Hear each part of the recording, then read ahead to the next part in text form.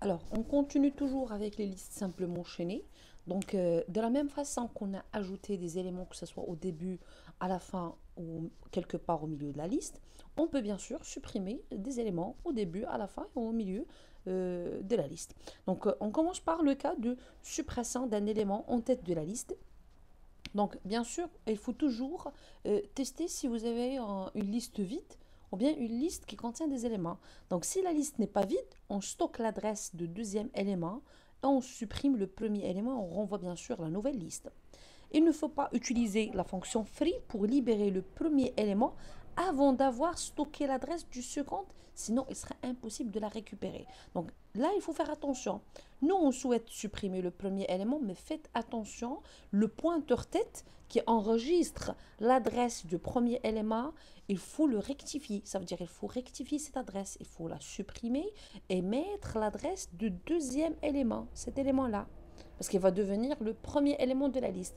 Pourquoi? Parce que c'est très important, sinon on va perdre la liste. Si on passe à supprimer directement le premier élément sans rectifier l'adresse enregistrée au niveau du pointeur tête, on perd tout simplement notre liste. On ne peut pas récupérer les éléments de la liste.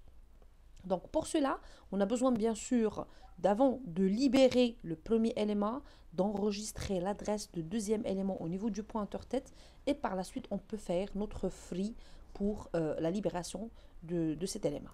Donc là, je vous montre un petit code pour la fonction supprime tête. Bien sûr, toujours le type, c'est de type liste parce qu'on va retourner à la fin une liste. Donc si la liste est non vide, on se prépare à renvoyer l'adresse de l'élément en deuxième position. Donc là, on suppose que notre liste contient des éléments. Ça veut dire que ce n'est pas une liste vide. D'accord? Donc on fait un petit test toujours pour s'assurer que c'est une liste non vide. Donc si elle est différente de nul, si notre pointeur tête est différent de nul, ça veut dire que la liste contient des éléments. Bien sûr, il est important d'utiliser un petit pointeur temporaire qui va pointer sur le deuxième élément de la liste afin de récupérer son adresse et la mettre au niveau du pointeur tête. Donc là, bien sûr, notre pointeur tête pointe sur l'élément suivant, ça veut dire ce deuxième élément. On libère le premier élément, donc free L, ça veut dire on libère l'adresse du premier élément, donc le premier élément c'est bon, il est supprimé. On retourne la nouvelle liste, ça veut dire la liste la liste avec le nouveau premier élément, ça veut dire cet élément-là. Sinon, alors ce sinon c'est par rapport la liste, est-ce qu'il est vide ou non. Donc si la liste est vide, ben, tout simplement on retourne le nul. D'accord? Donc si la liste contient des éléments, on peut faire notre petite manipulation afin de libérer le premier élément. Si la liste est vide, ben, on ne peut rien supprimer, donc on retourne le nul et c'est fini. Ça, c'est dans le cas où on souhaite supprimer un élément au début de la liste. Donc, je récapitule. Pour supprimer un élément au début de la liste, donc premièrement, il faut mettre l'adresse ou bien changer l'adresse qui est au niveau du pointeur tête et mettre l'adresse de deuxième élément avant bien sûr de faire le free du premier élément. Sinon, on peut perdre notre liste si on fait le free pour le premier élément et par la suite on essaye de mettre l'adresse au niveau du pointeur tête. Ça va être trop tard. Ça veut dire que la liste, on ne peut pas récupérer les éléments de notre liste. Maintenant, si on souhaite supprimer un élément en fin de liste, ça veut dire le dernier élément de la liste, on souhaite le supprimer. Donc de la même manière, là on a une petite liste, nous on souhaite supprimer cet élément, l'élément bien sûr qui contient le nul, d'accord? Donc là, il faut faire attention, il faut bien sûr parcourir toute la liste, d'accord? Pour s'assurer qu'on est au niveau de dernier élément. Et puis par la suite, il faut corriger les liens. Ça veut dire, si on supprime cet élément, ça veut dire que l'élément l'avant-dernier doit contenir maintenant le nul, d'accord? Et pour faire ça, on a besoin en fait de deux pointeurs. Un pointeur TMP, un pointeur PTMP. Alors, je vous explique la fonction que je propose pour supprimer un élément en fin de liste. Donc, si la liste est vide, on retourne le. Alors, la première des choses qu'il faut tester, si la liste est vide, si la liste ne contient pas d'éléments. D'accord? Donc, si la liste est vide et ne contient pas d'éléments, on ne peut rien faire. On retourne tout simplement le nul. Si la liste contient un seul élément, c'est l'élément qu'on va supprimer. Donc, la liste contient un seul élément, ça veut dire qu'elle présente à la fois le premier élément et le dernier élément de la liste. Donc, dans ce cas, bien sûr, on supprime cet élément et on retourne que c'est une liste vide maintenant. Donc, si elle pointe sur le suivant égale nul, ben, on le libère, c'est le seul élément qui existe, et on retourne le nul, la liste est maintenant vide. Donc voilà, free L ou return null. Et dans ce cas, on n'a pas besoin bien sûr de modifier quoi que ce soit au niveau de l'adresse du pointeur tête.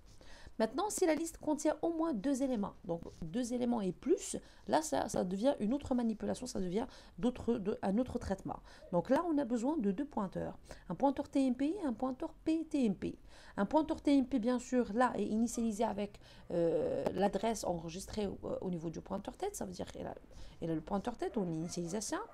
Et le PTMP, c'est un pointeur qui prend à chaque fois l'adresse stockée au niveau de TMP. Donc, il va suivre le TMP. Le PTMP suit le TMP. D'accord? Donc, bien sûr, au début, si le TMP, au niveau du premier élément, ça veut dire pointeur tête, alors le PTMP, bien sûr, reçoit nul, vu qu'il ne pointe sur rien pour le moment. Alors, tant qu'on n'est pas au dernier élément, c'est-à-dire on parcourt toujours les éléments de la liste. Voilà, donc là, j'utilise une petite boucle while. Tant que mon pointeur temporaire qui pointe sur le suivant est différent du nul, ben, je fais tout simplement le PTMP, bien sûr, reçoit le TMP, c'est ce que je vous ai dit tout à l'heure, donc il suit le TMP. Et on déplace, ça veut dire le TMP, on avance, on passe d'un élément à un autre, on incrémente, d'accord? On passe d'un élément à un autre. Donc, on déplace le TMP, mais PTMP, bien sûr, garde l'ancienne valeur du TMP. Alors, à la sortie de la boucle, à la sortie du while, le TMP pointe sur le dernier élément. Alors, là, c'est important. C'est pour ça, là, on a utilisé deux pointeurs temporaires. Donc, le TMP, il pointe maintenant sur le dernier élément de la liste, l'élément qu'on souhaite supprimer. Et le PTMP sur l'avant-dernier, qui va devenir par la suite le dernier élément de la liste après la suppression du dernier élément sur lequel pointe le TMP. On pointe l'avant-dernier élément vers nul. Donc l'avant-dernier, bien sûr, on le change. Le champ d'adresse maintenant contient nul pour qu'il soit le dernier élément de la liste. Et on supprime bien sûr le dernier élément pointé par le TMP. Donc voilà, PTMP pointe sur le suivant, reçoit nul pour marquer que c'est le dernier élément maintenant. Et bien sûr, on fait le free pour TMP, ça veut dire free pour le dernier élément de la liste. Bien sûr, on peut retourner notre liste return L, ça veut dire qu'on retourne notre liste actuelle après suppression de dernier élément. Donc ça, c'est le cas lorsqu'on souhaite supprimer un élément en fin de liste. Donc faites attention, si votre liste est vide, vous n'allez rien faire, c'est fini, vous ne pouvez pas supprimer un élément qui n'existe pas. Si votre liste contient un seul élément, donc elle présente le premier élément et le dernier élément à la fois, donc une fois que vous le supprimez, vous retournez que c'est une liste vide. Maintenant, si votre liste contient deux éléments et plus, donc dans ce cas, contient deux éléments et plus, ben dans ce cas, il faut faire attention, il faut utiliser deux pointeurs temporaires, un pointeur qui va pointer, bien sûr, il faut parcourir toute la liste pour s'assurer qu'on est au niveau de dernier élément. Le TMP va pointer sur le dernier élément, le PTMP va pointer sur l'avant-dernier. Donc, pour faire une petite modification, donc tout simplement, au niveau de l'avant-dernier, il faut mettre le nul pour marquer maintenant la fin de la liste. Et bien sûr, par la suite, faites le free TMP, ça veut dire free pour le dernier élément de la liste. Et bien sûr, retournez votre nouvelle liste après modification. De la même manière, si vous souhaitez supprimer un élément quelque part au niveau de la liste, donc c'est la même chose. Faites attention juste par rapport à la correction des liens, ça veut dire les adresses enregistrées au niveau des éléments. Donc si on souhaite supprimer un élément au niveau de la liste, donc l'élément avant l'élément souhaité qu'on souhaite supprimer, et il faut bien sûr modifier l'adresse enregistrée. Il faut donc mettre l'adresse de l'élément suivant, d'accord? Et bien sûr, comme ça, si vous supprimez un élément, vous ne risquez pas de perdre les deux parties de la liste, d'accord? Donc, ce qui est important au niveau des listes chaînées, c'est les liens, c'est les adresses enregistrées au niveau des pointeurs. Si on perd les adresses, on a soit des parties de la liste perdues, soit toute la liste est perdue. Donc là encore, on peut faire une recherche. Donc comme je vous ai dit au début, les listes chaînées, c'est comme les tableaux. Donc on peut effectuer pas mal d'opérations et on peut les manipuler facilement. Donc on peut faire de l'ajout, de la suppression, de la recherche, du tri, donc pas mal de choses. Là, je vous donne un exemple de recherche d'un élément dans la liste. Donc bien sûr, le but de cette question, c'est de renvoyer l'adresse du premier élément trouvé ayant une certaine valeur. Si aucun élément n'est trouvé, bien sûr, on renvoie le nul. Donc là, on souhaite bien sûr chercher une valeur au niveau de notre liste. Donc ça, c'est une recherche normale. Là, je vous propose donc une petite fonction recherche élément. Bien sûr, toujours le type, c'est liste tant qu'on retourne une liste. Alors là, je suppose l'utilisation, bien je propose plutôt l'utilisation d'un pointeur temporaire qui va m'aider à parcourir ma liste, d'accord, pour chercher bien sûr la valeur. Donc tant que l'on n'est pas au bout de la liste, ça veut dire qu'on n'est pas en fin de liste, bien sûr, je continue à parcourir. Donc c'est pour ça que j'utilise une petite boucle while et bien sûr une petite condition imbriquée par rapport à la valeur recherchée. Donc si l'élément à la valeur recherchée, on renvoie bien sûr son adresse, tout simplement. Donc il est contenu au niveau de l'adresse, telle adresse, ça veut dire au niveau de tel élément. On retourne le pointeur temporaire, bien sûr. Si on retourne le pointeur temporaire, ça veut dire on retourne l'adresse de l'élément, d'accord? Et bien sûr, on peut continuer à avancer jusqu'à le dernier élément de la liste. Mais sinon, si l'élément recherché n'est pas trouvé ou bien n'existe pas au niveau de la liste, on retourne tout simplement le nul. Alors, ça encore, on peut ajouter ce genre de manipulation, compter le nombre d'occurrences d'une valeur. Donc, on recherche une première occurrence. Si on la trouve, alors on continue la recherche à partir de l'élément suivant. Et c'est donc qu'il reste des occurrences de la valeur recherchée.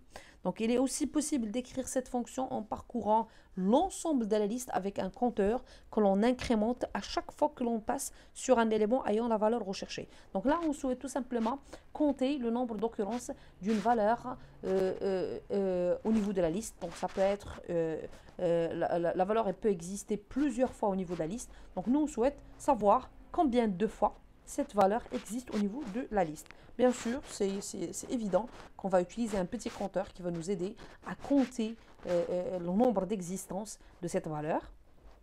Et est présenté par le petit i ici, le variable i. Donc on initialise le compteur d'occurrence à 0. Donc si la liste est vide, c'est la liste est vide, on n'a pas d'éléments, donc on n'a rien à compter. Donc on retourne tout simplement le nul. D'accord? Ou bien on renvoie 0. On renvoie 0 plutôt, pas le nul. On renvoie 0 parce qu'on travaille avec un nombre. On souhaite retourner un nombre. Donc on retourne un 0. Sinon, tant qu'il y a encore un élément ayant la valeur, ça veut dire tant qu'il y a des éléments, tant que la liste contient des éléments, on continue la recherche par rapport à la valeur x. Donc là, bien sûr, pour la recherche, ce n'est pas la peine de refaire la fonction. Donc on a défini déjà tout à l'heure la fonction recherche élément. C'est ce que j'ai utilisé ici. Donc j'ai fait appel à ma petite fonction recherche élément pour me rechercher la valeur x. Donc je continue la recherche, tant que j'ai pas encore atteint la fin de la liste. Bien sûr, on incrémente à chaque fois qu'on trouve la valeur et on avance jusqu'à dernier élément. Bien sûr, là il faut incrémenter votre compteur et bien sûr à la fin et on retourne le nombre d'occurrences, c'est-à-dire on retourne le i pour montrer le nombre d'existences de la valeur recherchée. Voilà, ça c'est un exemple de quelques manipulations qu'on peut effectuer au niveau des listes simplement enchaînées. Comme je vous ai dit, il y a plusieurs manipulations qu'on peut faire, plusieurs opérations. On peut faire l'ensemble des opérations qu'on peut effectuer au niveau des tableaux et plus, bien sûr. Donc voilà, ça c'est pour un petit briefing par rapport aux listes simplement enchaînées. Dans d'autres vidéos, je peux vous montrer deuxième type au niveau des listes chaînées, les listes doublement chaînées. On peut même parler des listes simplement chaînées circulaires ou même doublement chaînées circulaires. Tout ça, c'est par rapport les structures dynamiques ou bien les structures linéaires dynamiques. Voilà.